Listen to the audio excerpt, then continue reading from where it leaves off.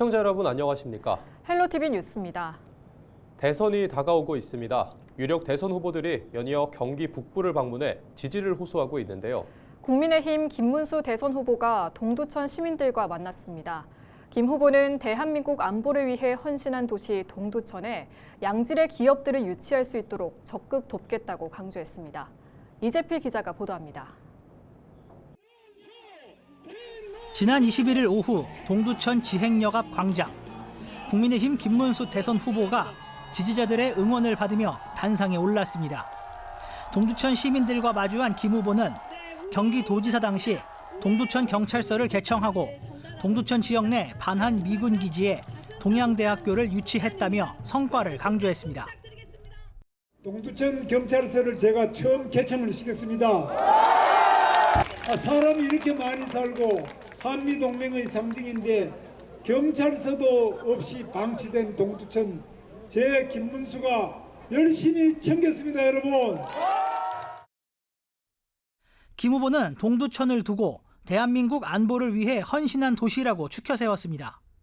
그리고 여전히 미군 기지 때문에 지역 주민들이 많은 피해를 입고 있다며 반한 미군 공여지에 양질의 기업을 유치할 수 있도록 적극 돕겠다고 강조했습니다. 특히 동두천 지원특별법 제정 등 동두천 지역사회의 요청 사안이던 서한을 받아들며 실현을 약속했습니다. 이 동두천에 묶여있는 여러 가지 안보를 위해서 공여지, 미군 공여지 많이 좀 해제도 하고 또 이 동두천에 좋은 기업을 유치하겠습니다, 여러분. 김 후보는 이와 함께 교육도시 조성과 GTX-C 연장 등 지역 교통망 확충도 동두천 시민들에게 약속했습니다. 헬로티비 뉴스 이재필입니다. 연천군이 교통약자를 위한 바우처 택시를 기존 9대에서 15대로 늘려 운행하고 있습니다. 바우처 택시는 연천군 택시 운송사업자가 일반 영업을 하다가 교통약자의 요청이 있을 경우 이들을 위해 운행하는 택시인데요. 이동구역은 연천 지역을 기본으로 하고 병원 이용을 목적으로 할 때는 수도권과 철원으로 한정됩니다. 이용요금은 기본 1,500원이며 교통약자 이동지원센터를 통해 예약한 뒤 이용할 수 있습니다. 김영균 의정부시 의회 의장이 22일 인구문제 인식개선 릴레이 캠페인에 동참했습니다. 인구문제 인식개선 캠페인은 저출산과 고령화 등 인구 구조 변화의 심각성을 알리기 위해 보건복지부와 한국보건복지인인재원이 공동기획한 릴레이 형식의 참여 캠페인인데요. 김 의장은 임종훈 포천시 의회 의장의 지목을 받아 캠페인에 동참하게 됐습니다. 김 의장은 의정부시 의회도 지방소멸 위기 극복을 위해 시민과 함께 적극 대응해 나가겠다고 말했는데요. 김 의장은 다음 참여자로 김승호 동두천시 의회 의장을 지목했습니다. 2026년 양주 신도시에 개교 예정인 신설학교의 이름이 확정됐습니다. 양주시는 그동안 교육 비전을 담은 특색 있는 학교명 선정을 위해 학교와 학부모, 학생 등을 대상으로 학교명 공모를 진행했는데요. 심의 결과 옥정지구에 신설될 옥정 1중학교는 회암중으로, 회천지구에 생길 회천 3초등학교는 회천 세봄초로 정해졌습니다. 선정된 학교명은 이달 말까지 이의제기 기간을 거친 뒤 도교육청 도립학교 설치조를 개정한 의결을 통해 최종 확정됩니다. 의정부시가 오는 6월 6일부터 7월 6일까지 의정부 8경 스탬프 투어를 운영합니다. 이번 행사는 시민들이 직접 선정한 의정부 8경을 배경으로 진행되는데요. 의정부 8경은 망월사와 미술도서관, 수락산 도정봉, 의정부 경전철, 의정부 예술의 전당, 의정부 제1시장, 음악도서관, 그리고 회룡사입니다. 스탬프 투어는 시에서 자체 개발한 모두의 러너 앱을 통해 참가할 수 있는데요. 참가자는 8개 명소를 방문해 OX 퀴즈를 풀면 스탬프를 받을 수 있습니다. 스탬프를 모두 획득한 선착순 30명에게는 완주 상품이 제공되는데요. 스탬프를 6개 이상 획득한 참가자 중 70명에게도 추첨을 통해 상품을 전달할 예정입니다. 당첨자는 행사 종료 후 발표되며 상품은 의정부 종합관광안내소에서 수령할 수 있습니다. 수도권에서는 매립지 종료 문제가 시급한 현안입니다. 유권자들은 대선 후보들이 어떤 해법을 제시할지 주목하고 있는데요. 하지만 대선 후보 공략에 뚜렷한 방법이 보이지 않아 지역사회의 걱정이 늘고 있습니다. 이관성 기자가 보도합니다. 더불어민주당 이재명 후보와 국민의힘 김문수 후보는 둘 다 인천 공약에 수도권 매립지 문제를 포함시켰습니다. 이 후보는 수도권 매립지 종료 후 인천의 미래를 준비하는 공간으로 전환이라는 공약을 담았고, 김 후보는 대체 매립지 조성 등 합리적인 매립지 정책 마련이라고 공약을 내걸었습니다. 구체적인 방법은 두 후보 모두 제시하지 못하고 있습니다. 이재명 후보, 김문수 후보의 수도권 매립지 정책 상당히 모호하고 추상적입니다. 오히려 지난 윤석열 정부 때 총시 산하 전담기구 만들겠다는, 물론 하지는 않았습니다만은 그때의 수도권 매립지 정책에 비해서 공약은 상당히 후퇴했다라고 평가할 수가 있을 것 같고요. 대선 공약을 보고 실망한 인천 시민사회는 대선 후보들에게 수도권 매립지 문제 해결을 직접 요구하고 있습니다. 환경부가 아닌 대통령실 수준의 전담기구가 해결할 수 있도록 공약화해야 한다는 주장입니다. 서울, 경기, 인천, 환경부가 이 문제를 풀 수 있을까? 단순히 쓰레기 매립장의 문제만이 아니라 그분들의 수용성을 확보하기 위해서는 지난 정부에서는 총리실 산하의 전담기구를 만든다고 했거든요.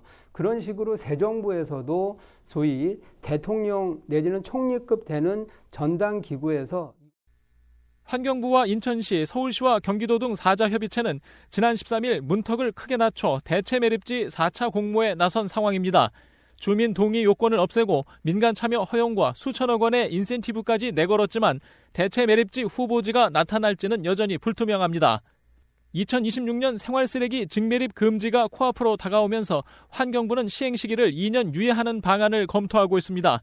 지역별 공공소각장 확충에 진전이 없기 때문인데 환경단체들은 직매립 금지 시기를 미룰 수 없다며 강하게 반발하고 있습니다. 헬로티비 뉴스 이관서입니다.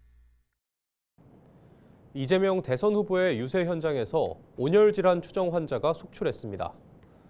지난 21일 더불어민주당 이재명 대선 후보의 유세가 진행된 인천 남동구와 부평구에서 온열 질환 환자 5명이 발생했습니다.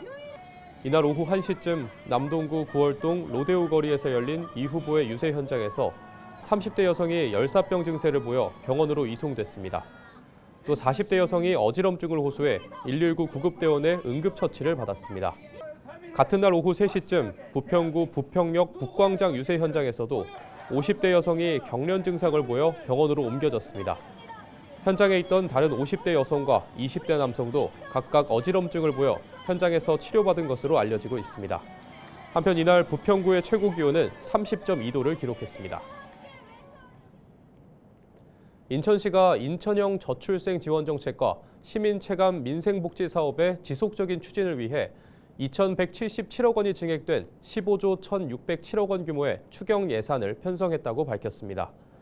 이번 추경의 재원은 보통교부세 증액분과 지난해 회계 결산에 따른 순세계 잉여금, 국고보조금 사용 잔액 등을 반영했습니다. 또한 주요 시정사업 추진을 위해 지방채 297억 원도 추가 발행했습니다. 분야별 주요 세출 예산 중 민생복지 예산은 총 1,772억 원을 편성했습니다. 아이패스 사업과 수도권 통합 환승 할인, 무임수송 보전금 지원과 버스 준공영제 등 대중교통 지원에 840억 원이 투입됩니다. 또 저출산 대응 정책과 아이 바다 패스 등에 473억 원, 소상공인 지원에 85억 원, 의료 및 취약계층 지원에 374억 원, 미래산업 투자에 31억 원, 원도심 균형 발전 107억 원, 미래세대 지원 및 기반 확대 888억 원, 친환경 도시 조성 209억 원 등입니다. 인천시는 지난 21일 세종시 국립세종도서관에서 열린 지방재정협의회에서 내년 주요 사업에 대한 국비 지원을 요청했다고 밝혔습니다. 시가 요청한 국비는 북한 소음방송 피해 지원 174억 원과 인천발 KTX 건설 800억 원, 인천 서울 지하고속도로 건설 21억 원과 서울 지하철 7호선 청라 연장 1,605억 원, 공단 고가교 서인천 IC 혼잡도로 개선 360억 원 등 총 10건 3,258억 원입니다. 한편 시는 내년 국비 6조 5천억 원 이상 확보를 목표로 하고 있습니다. 오는 12월 2일 내년도 정부 예산안이 확정될 때까지 실국장 중심의 국비 확보 전담 책임관 제도를 운영해 국비 확보에 총력을 기울일 방침입니다. 또 지역구 국회의원뿐만 아니라 각 정당과 예산정책협의회를 통해 예산 편성 단계별 전략을 추진해 국비 지원 목표를 확보해 나간다는 계획입니다. 이르면 8월부터 서울 지하철 1에서 8호선 첫 차 시간이 지금보다 30분 앞당겨진 오전 5시로 조정됩니다. 서울시는 환경미화원 등 새벽 시간대 이른 출근길에 나서는 근로자의 교통 편의를 위해 지하철 첫차 운행 시간을 조정한다고 밝혔습니다. 지하철 첫차 시간이 오전 5시로 바뀌면 4시 전후로 첫차가 출발하는 시내버스와 환승도 쉬워질 것으로 보입니다. 다만 지하철 유지보수 정비 시간을 고려해 막차 시간도 30분 앞당겨집니다.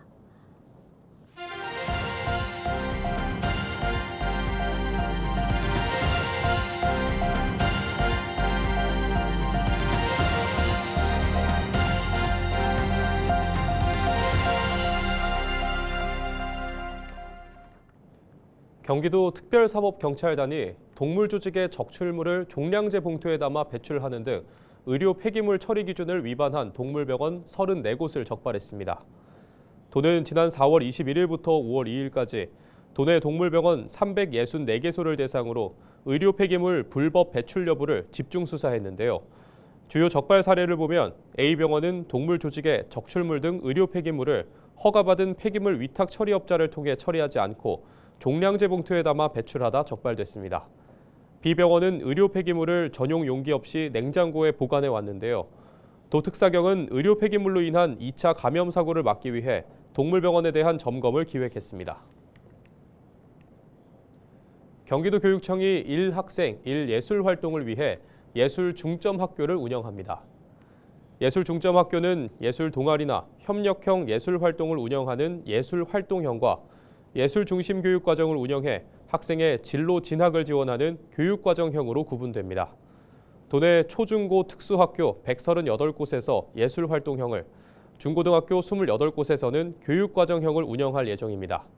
도교육청은 학생의 적성과 특성에 맞는 1인 1예술활동을 확대해 예술교육 전환에 나서겠다는 계획입니다. 서울시가 아동학대를 줄이기 위해 예방과 치료, 가족 회복까지 지원하는 학대 피해 아동 전문심리 치료 사업이 호응을 얻고 있습니다. 서울시에 따르면 학대 피해 아동 전문심리 치료 사업을 통해 지난 3년간 256명의 학대 피해 아동에 대해 진료와 심리검사를 실시하는 등 모두 3,800건의 서비스를 지원한 것으로 나타났습니다. 사업을 통해 1년 이상 대기했던 소아정신과 진료를 전담병원을 통해 한 달 만에 받을 수 있도록 했습니다. 또 보호자 상담과 양육 코칭을 통한 원가정 회복, 조기 발견을 통한 학대 예방까지 아동학대 예방과 치료, 가족 회복까지 지원을 강화했습니다. 경기도 소방재난본부 홈페이지 칭찬합시다 게시판에 최근 올라온 글입니다. 홈페이지에는 최근 저와 제 아기의 생명을 살려주셔서 고맙습니다라는 글이 올라왔는데요. 전남 순천에 사는 산모 A씨는 지난 3월 인천 방문 도중 임신 31주 차에 갑자기 조기 진통 증세를 겪어 119에 긴급 구조를 요청했습니다. 현장에 출동한 부천 상동 119 안전센터 소속 소방장 장소미, 이찬원, 소방사 문지현 대원은 산모 A씨와 태아의 상태가 위급하다고 판단해 서울과 경기, 인천, 순천 등 24개 병원에 수소문하는 과정을 거쳤습니다. 다행히 A씨는 일산의 한 병원에서 아이를 출산할 수 있었고 이후 경기도 소방재난본부 누리집을 통해 이 같은 사연을 알리며 감사 인사를 전했습니다. 장소미 소방장은 당시 상황을 떠올리며 한 생명, 한 가정을 지킨다는 사명감으로 따뜻한 마음으로 임무에 임하겠다는 각오를 밝혔습니다. 경기도가 광복 80주년을 맞아 해외에 있는 평화의 소녀상에 꽃을 전달하는 캠페인을 진행 중입니다. 도는 지난 21일 독일 베를린 소녀상에 꽃을 전달했는데요. 앞서 지난 19일에는 독일 퀼른에 설치된 소녀상을 방문해 헌화했습니다. 도는 오는 24일 이탈리아 스틴티노시 평화의 소녀상에 꽃을 배달할 계획인데요. 일본의 개입으로 철거 위기에 놓였던 독일 베를린 소녀상은 9월까지 존치될 예정입니다. 이상으로 뉴스를 마칩니다. 시청해주신 여러분 고맙습니다.